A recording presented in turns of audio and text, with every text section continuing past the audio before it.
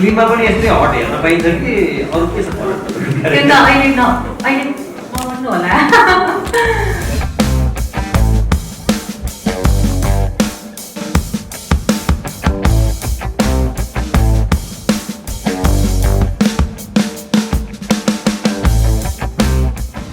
कुनै फिल्मको चाहिँ अफर आइरहँदाखेरि त्यसको स्टोरी पढ्न दिइरहँदाखेरि ऋषि दाइसँग चाहिँ कतिको सल्लाह चाहिँ लिनुहुन्छ? कस्तो राम्रो क्वेसन गर्नुभयो। एकदमै उहाँले हो मेरो गुरु, मलाई सिकाउने, मलाई यो मेरो लाइक अब हुन्छ नि हाम्रो स्क्रिप्टहरू हेरेर मलाई चित्त बुझेर चित्तमा सबै कुरा हेरेर बुझेर मात्रै डिसिजनले गर्नुहुन्छ मलाई गाइड। हजुर, हिजोको विषयमा भन्नुपर्दा चाहिँ ऋषि दाइसँग कति समय कुराहरू किनभने टाइम दाइको त अब हुन्न।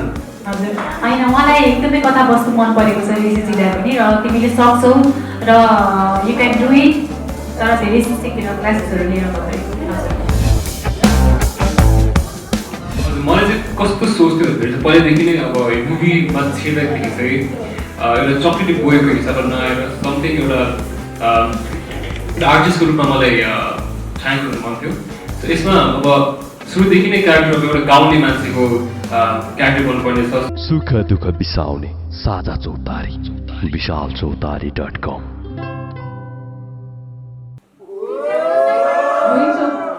नायिका एलिजा गौतमज्यू र कुन्साङ बोमछन्।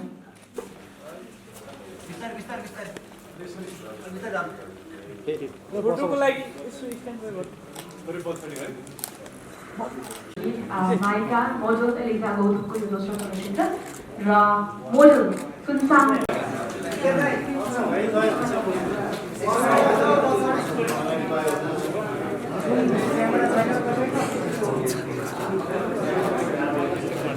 मैले त्यति बेला हाम्रा सम्पूर्ण चर्चित पत्रकारजीहरूलाई स्वागत गर्न चाहन्छु। र तपाईँ अनुरागपछि केही समय ग्याप रह्यो, बिचमा म्युजिक भिडियो गर्नुभयो। म्युजिक भिडियोले एलिजा गौतमलाई पुनर्जन्म दियो भन्दा के आपत्ति हुन्छ? हुँदैन, एकदमै पुनर्जन्मै हो मेरो, र मैले धेरै कुरा सिक्न पाएँ म्युजिक भिडियोबाट होइन। अनि त्यही सिक्दा सिक्दै फिल्मको अफर आयो र घुइँचोको एकदमै राम्रो कथा वस्तु एकदमै मन पर्यो मलाई र मैले ओके गरेँ। हजुर, अरू केही छ? कसै क्वेसन छ? हजुर, सोधिहाल्नु ल।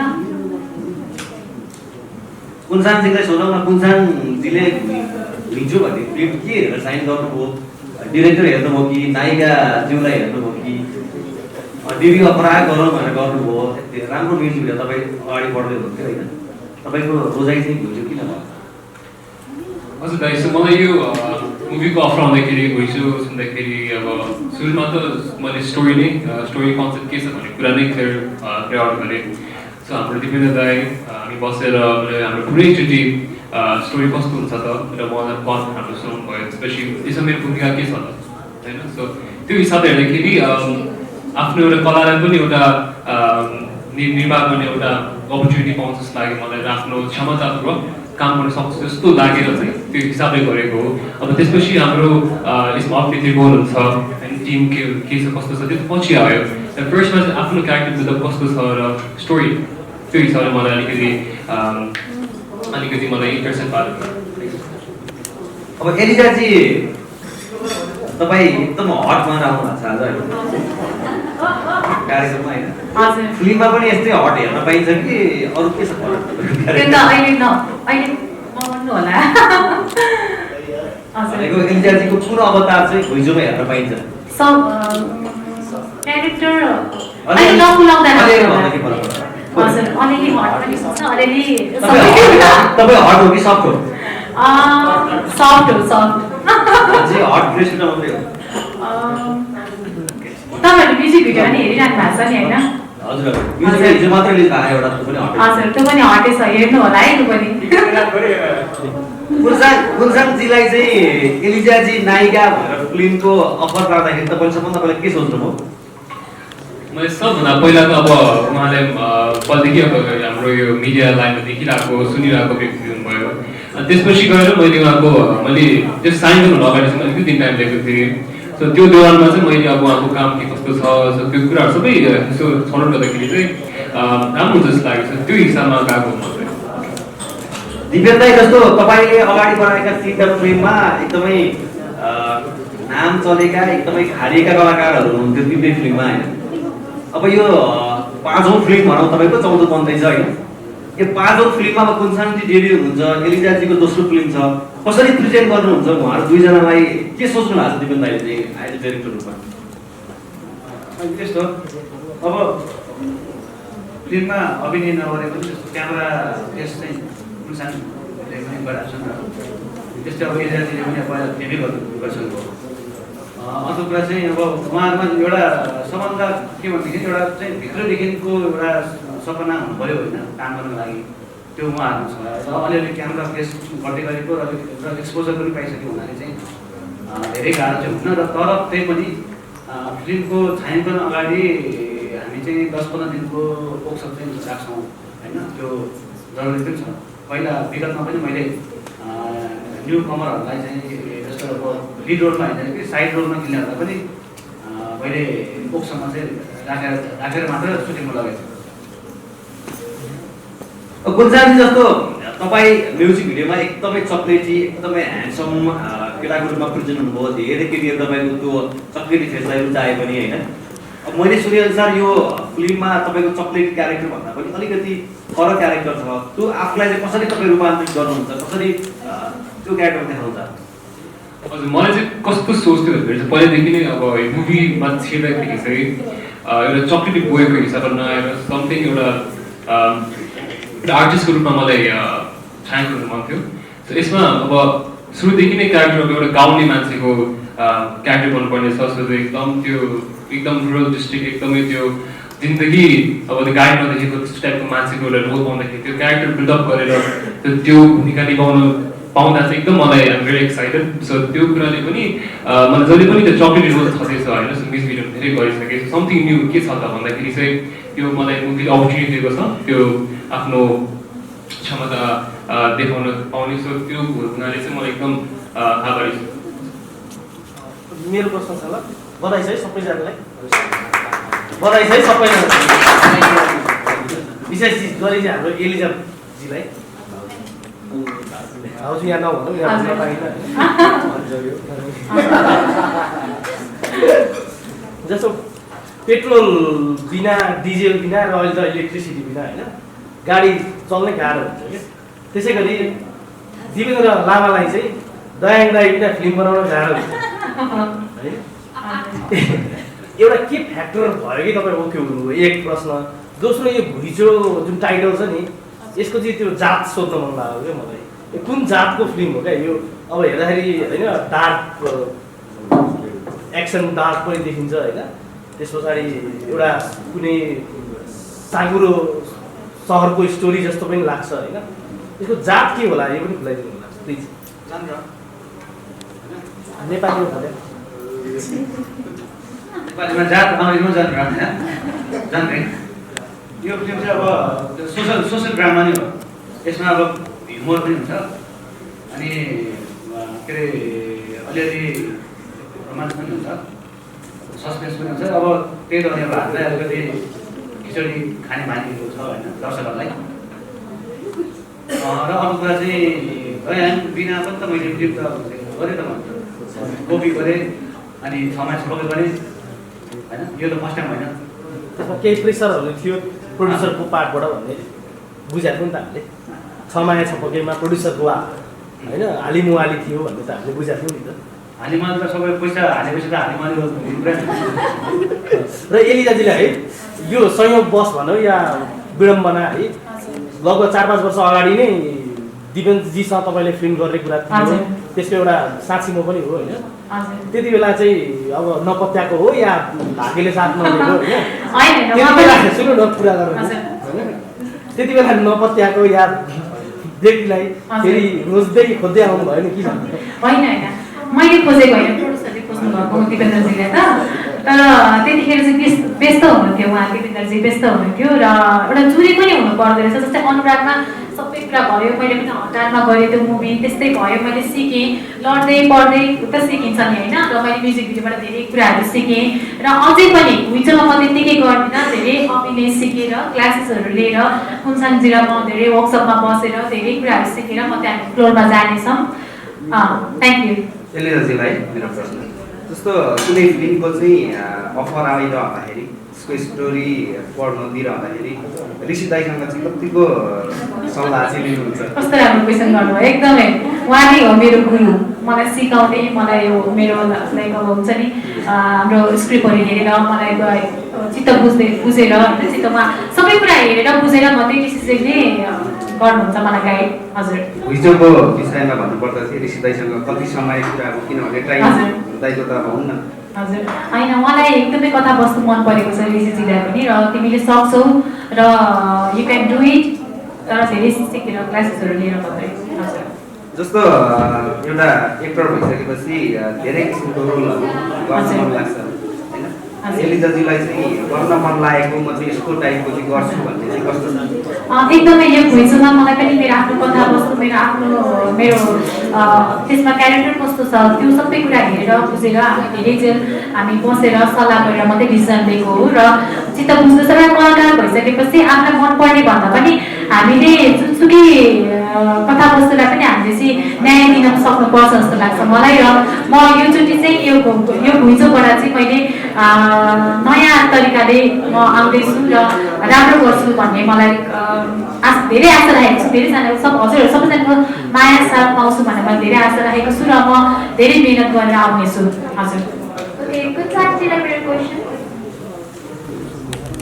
म्युजिक भिडियोमा चाहिँ धेरै जस्तो मल्लिका दिदीसँग चाहिँ हजुरको जोडी मन पराइदिइरहनु भएको छ दर्शकले सो फिल्म पनि ब्याक फिल्म पनि मल्लिकासँगै गर्नु पाए जस्तो सोच थियो कि थिएन हजुर मल्लिका र मेरो चाहिँ अब त्यस्तो डेफिनेटली अब यो मुभी खेल्छु भनेर त्यस्तो थिएन प्लानिङ केही पनि तर अवश्य आउनु दिनु त्यो पनि हुनेछ तर त्यो अब आई थिङ्क भाग्य पनि खेल्यो भाग्य अब मलाई यो मुभी जोड्यो होइन सो उसको पनि अलि कलेजको त्यो सिलसिलाले गर्दा अलिकति बिजी भएको कारणले चाहिँ सो मैले यो मुभी गर्नु अब यहाँतिर लागेँ म चाहिँ उसको मेरो पनि कामहरू अब प्लानिङमा धेरै कामहरू हुँदैछ सो त्यो छँदैछ अब त्यही हो as a character as a actor त अब एज अ आर्टिस्ट त अब डिफ्रेन्ट मान्छेसँग काम गर्न पाऊँ कस्तो केमिस्ट्री आउँछ कस्तो हुन्छ भन्ने त्यो एउटा जिज्ञासा हुन्छ सो त्यो हुँदाले चाहिँ मलाई त्यो डिफ्रेन्ट मान्छेसँग काम गर्न अझै रमाइलो लाग्छ नेपाली फिल्म इन्डस्ट्रीमा अनुकूल केसी र प्रदीप खड्कालाई टक्कर दिने नायक जन्मिँदैछ अब त्यो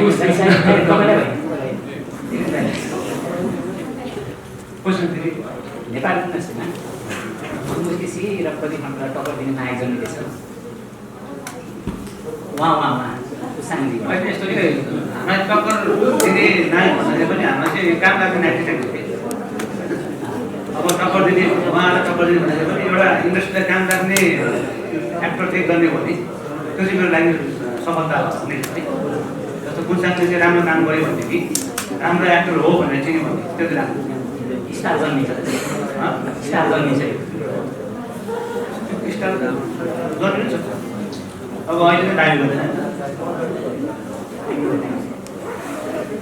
अब यो सबभन्दा सुरुवात म काम गर्न चाहन्छु भनेदेखि अब एलिजा गौतमजीसँग चाहिँ मेरो अब यो फर्स्ट दिन चाहिँ हो तर उहाँसँग चाहिँ योभन्दा अगाडि अरूकै माध्यमबाट 2 पटक अफर आएको थियो उहाँको फिल्ममा काम गर्नलाई तर त्यो बेलामा चाहिँ मेरो अर्को फिल्मको काम परेको हुनाले टाइम डेट नमिलेको हुनाले चाहिँ मैले गर्नु पाएको थिएन यो तेस्रो पटकमा चाहिँ उहाँसँग काम गर्न होइन मैले पाएको छु एउटा चाहिँ रोचक प्रसङ्ग छ त्यस्तै म एकदमै उत्सुक छु अब उहाँ एकदमै लगनशील हुनुहुन्छ र यो चाहिँ फिल्ममा अथवा यो ग्ल्यामर चित्रमा केही गर्नुपर्छ मेहनत गर्नुपर्छ भन्ने उहाँमा दृढता चाहिँ मैले पाएको छु एलिजाजीकोमा त्यस्तै अब खास अब निर्माता रामजी कैलेखेजीले चाहिँ सबभन्दा पहिला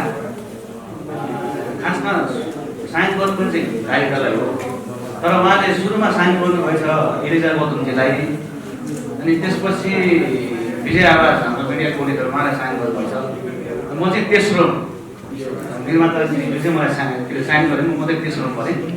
त्यसपछि चौथोमा चाहिँ हाम्रो कुनसाङ बमजान जो चाहिँ अब आजबाट यो तपाईँको नाचहरूले चाहिँ पब्लिक गरेको छ नयाँ डेब्यु नायक र धेरै प्रश्न गर्ने पर्छ कि मलाई जस्तो मैले यो अगाडि टिमहरू बनाउँदै सधैँ कलेका कलाकारसँग जस्तो दया राई वर्षा विपिन कार्की दिपक राजगिरी उहाँहरूसँग मात्रै गरेँ। अब नयाँसँग कहिले गरेर अथवा चाहिँ किन गर्नु नयाँसँग भनेर चाहिँ मलाई साथीहरूले सोध्नुहुन्थ्यो। त्यसको एउटा जवाब पनि हुन्छ।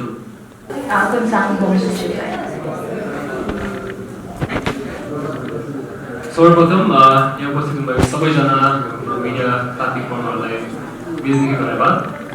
मलाई अलवेज फर्स्टदेखि डेब्यु इज समथिङ एउटा राम्रो स्टोरी, राम्रो कन्सेप्ट, राम्रो क्यारेक्टर फिल्म गर्नु पाउने एउटा अपर्च्युनिटी खोजिरहेको थिएँ होइन। सो यो दौरानमै हाम्रो घुइँचो टिमसँग संलग्न हुन पाएँ। सो त्यसमा धेरै आभारी छु। हाम्रो दिपेन्द्र दाई कुनै नगरौँ होइन, उहाँको अब मुभिजहरू त एकदम राम्रो देखाउँदछ।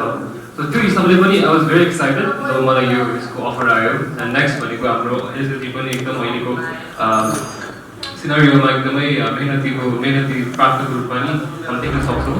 सो त्यो साथसाथै हाम्रो प्रोड्युसरजी हाम्रो दाइले पनि एकदमै एउटा राम्रो सपना बुन्नु भएको छ यो स्टोरी कन्सेप्टलाई लिएर। सो सबै कुरा एउटा गाउँको मान्छे हेर्छ त। सो गाउँको मान्छे कसरी चाहिँ अब युएस जान कसरी तत्पर हुन्छ त। अहिलेको हाम्रो सिनारी पनि धेरै नै अब बाहिर जाने चलन चल्ती छ। सो त्यो कुराले लिएर पनि हाम्रो मुभीको कन्सेप्ट बनेको छ। सो यो मुभीमा मेरो क्यारेक्टर बिल्डअप भएको देखेर त्यो सुनिरहने आई वाज भेरी एक्साइटेड यो पार्ट आउन। पछिल्लो समय केही म्युजिक भिडियो गर्दा पनि अभियस फिल्म त अब बिग टिम नै हो। सो म सबैजना मिडियाकर्मी साथीहरू बस हाम्रो टिमलाई एकदम आभारी छु। र हाम्रो सुरुवातै हजुरहरूले प्रोत्साहन दिनुहुन्छ, साथ दिनुहुन्छ र अवश्य भोलिको दिनमा पनि यत्तिकै माया र अपेक्षा गर्दछु। Thank you so much. धेरै धेरै धन्यवाद कुनसाङ बमजान, यहाँको डेब्यु मुभी रहेको छ र यहाँलाई धेरै धेरै शुभकामना भन्न चाहन्छौँ। र अब पनि केही कुरा राखिदिनुको लागि म अनुरोध गर्दछु मोडल नायिका एलिजा गौतमज्यू। उहाँ धेरै व्यक्तित्वहरूको लागि एकदम इन्सपायरिङ पर्सन पनि हुनुहुन्छ, किनकि एउटा घर व्यवहारमा लागेर होइन बच्चा बच्ची हुर्काएर अनि आफ्नो स्वतन्त्रता आफूलाई मन लागेको कुरा गरिरहनु भएको छ, सफलता पनि पाइरहनु भएको छ। उहाँलाई आफ्नो कुरा राखिदिनुको लागि अनुरोध गरेँ। Thank you. सर्वप्रथम यहाँहरूलाई सबैलाई नमस्कार। र पहिलेदेखिको कुरा भन्नुपर्दा मेरो सानोदेखिको सपना मुभीमा काम गर्ने, नायिका बन्ने र मेरो पहिलो मुभी अनुराग जे जस्तो भए पनि सबैले माया गरिदिनु भएको थियो। मेरो पहिलो प्रयास राम्रो नराम्रो जे जस्तो भए पनि मैले सिक्ने मौका पाएँ। र अब यो घुइँचोमा चाहिँ मैले एकदमै मिहिनेत गरेर र मेरो क्यारेक्टर अब म भन्नै पर्दैन, क्यारेक्टर अहिले नखुलाऊँ होइन, खुलाएको मजा पनि आउँदैन। हजुरले पछि सोध्न सक्नुहुन्छ कि तपाईँको भूमिका कस्तो छ भनेर, त्यो भन्दा मजा आउँदैन, पछि मुभीमै हेर्नुपर्छ। र अघि उहाँले कुनसाङजीले भनिसक्नु भएको छ। र अब अझै मिहिनेत गरेर घुइँचोमा चाहिँ मेरो क्यारेक्टर बिल्डअप गरेर घुइँचोलाई चाहिँ एकदमै धेरै दर्शकको घुइँचो बनाउँछु भन्ने आशा राखेको छु। र हजुरहरूले माया साथ दिनुहुन्छ भनेर धेरै आशा राखेकी छु। र यति नै भन्नु होला। अनि अर्को अब हाम्रो भन्नुपर्दा डाइरेक्टर सर दिपेन्द्र लामा सर यति धेरै मुभीमा काम गरिसक्नु भएको छ, हजुरहरूले मुभी हेरि पनि सक्नु भएको छ। र यो मुभीमा अझै हामी सबैजना टिम हाम्रो रामजी हुनुहुन्छ, उहाँले कति धेरै सपना बुन्नु भएको छ होइन। अनि हजुरहरूको सबैजनाको माया साथ चाहिन्छ र हामीले धेरै आशा राखेको छौँ। धन्यवाद। Thank you. सुख दुःख बिसाउने साझा चौतारी विशालचौतारी.com